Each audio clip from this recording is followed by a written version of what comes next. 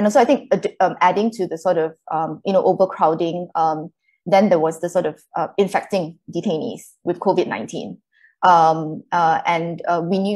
We sort of are, based on the facts that we know, they were tested, right? And that they were negative for COVID before they were arrested and detained. And then they subsequently contracted COVID as a result of the situation that they were placed in.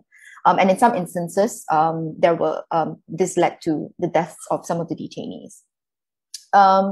So the last point that I wanted to make sort of, I would say, sort of overarching and underlying, because I think that it's both a cause and also an effect, this sort of increase in xenophobia and discrimination, and this sort of climate of xenophobia and discrimination.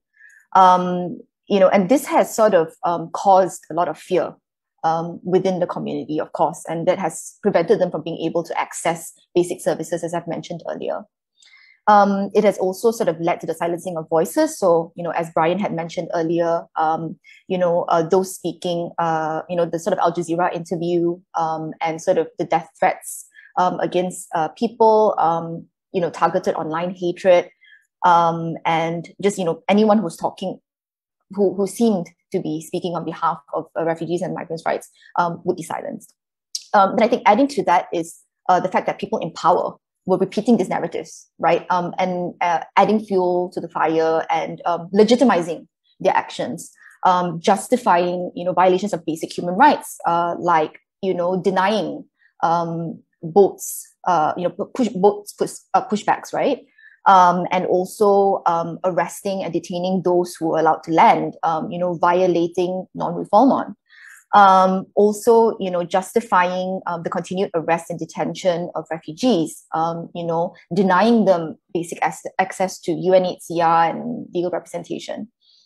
And I think another sort of piece of this sort of xenophobia and discrimination, which, Watchla sort of alluded to, is how the online, what we think is online hate and xenophobia has actually translated into very real experiences, right?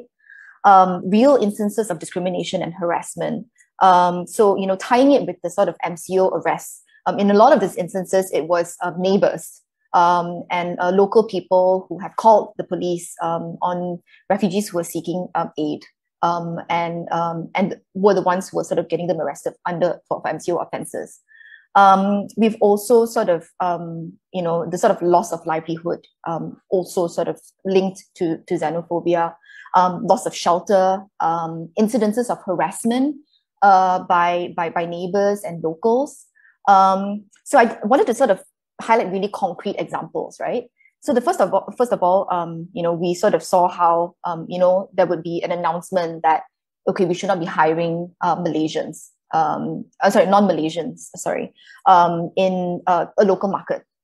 And the following day, like, we would see sort of, refugees losing their jobs and being told that, they can't work here anymore. And then, we saw this announcement of how you should not be renting to non-Malaysians. And then again, the following day, we're seeing people being sort of evicted en masse.